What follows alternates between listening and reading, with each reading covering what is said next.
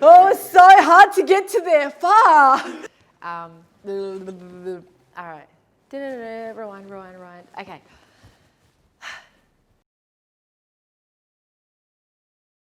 Wow. Why Jamela Boutique? I think because God knew somewhere along life that I was going to need this for the next generation.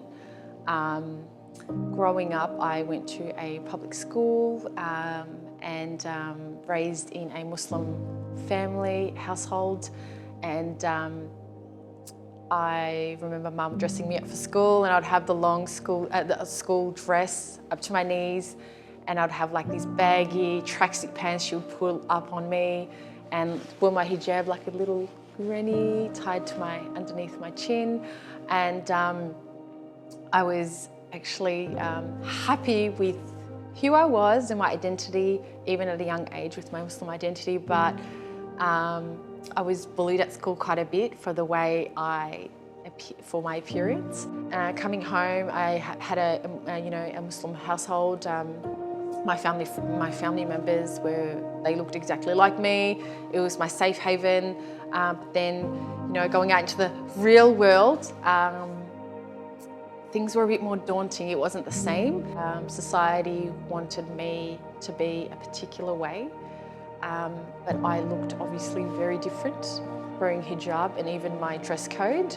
And back then there was no such thing as modest fashion. So the trend was, the fashion was absolutely horrible. I remember even just like wearing my mum's skirts and tying like a lacquer band to kind of get the skirt to sit on my waist. Hijab would fall off because we wouldn't have the undercaps. Like modest fashion hadn't really come that far. So the struggle was real. I was taught to be a particular way, but then at home, and then when I'd leave the house at school, I was expected to be a particular way, but then that was me sandwiched kind of in the middle, going, hey, how about me? How about how I want to express myself? So, and if you ever vocalize that to a Muslim parent, they would just shut you off and just tell you to be quiet and don't say anything that will go against your religion, and don't question things. So I kind of internalized my emotions and feelings, and I just kept it with me, and I just carried on life. So I think my teenage years was very challenging, very hard. It was it's a phase of my life I would not want to go back to. But I think after becoming a parent, I'm forever grateful for that, because it taught me so much. I felt obligated to be a role model to my child, the role model that I never had growing up. So my true inspiration was my child, my son.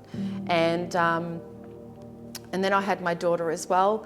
And it wasn't until last year I took a life-changing journey, I'd say, to Umrah. And I really underestimated the journey. But when I did arrive to the Holy Kaaba, I had this moment where I feel like my world stopped for me, and everything that I thought mattered that didn't matter at all. And at that point I understood, and I came to the realization that my whole life, other people's opinion, other people's thoughts mattered far more than what my Lord thought about me.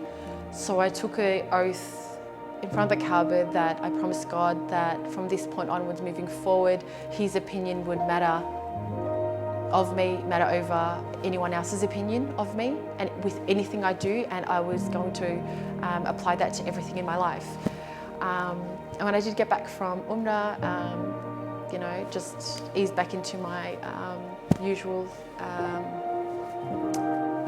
mum responsibilities, wife responsibilities, home responsibilities. And I remember summer was approaching, and I had a friend who was a milliner, and I said, look, summer's approaching, it's a couple of months away.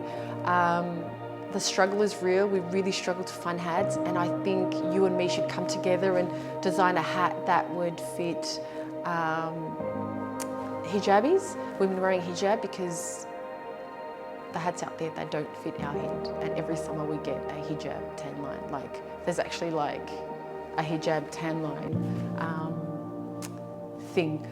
And she basically said to me, I don't think that the modest market is a profitable market. I don't think there's really a market for it.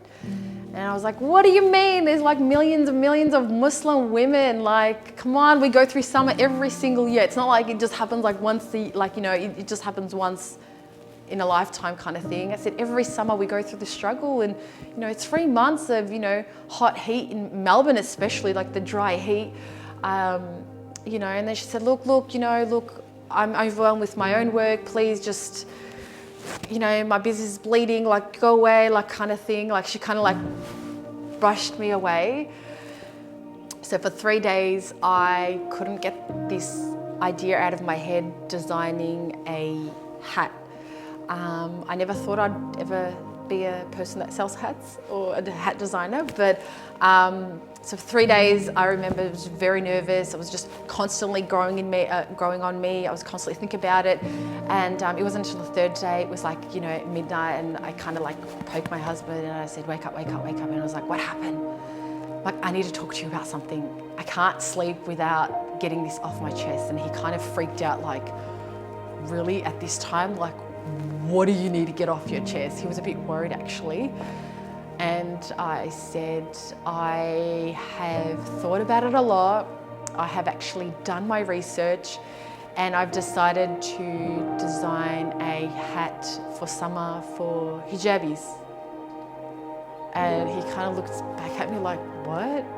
Like, really? Like, this was this important at this time? Like, we'll talk about this tomorrow. And I'm like, no. Like, I need to tell you basically that I am going to design a hat for hijabis. Whether you approve it or not, I'm actually going to go ahead. So this is not really me getting permission from you. This is me more saying, this is what I'm going to do, so deal with it. And he was like, so how much is this going to cost me? And I remember saying, at this point, I probably just need to borrow a bit of money for the first mold. And if that fails on me, I'm going to put my camera lenses on Gumtree for sale and sell a couple more things in the house to fund. And he was like, you're crazy. So he was like, we'll talk about this tomorrow. And we slept on it. And by the morning, when the conversation opened, I had already found 7 suppliers because I had been researching for the last 3 days. Before school drop-offs, after school drop-offs, overnight, while everybody was sleeping, I was working on it. I actually have this, I call this my magic book. This is where the first ideas and the designs came about with the Jamela Boda hat. I actually failed art class, so I'm not that artistic, I'm not that great at it, but I even have the date over here. It's actually going to be 1 year since I've designed it, 15th of July 2019.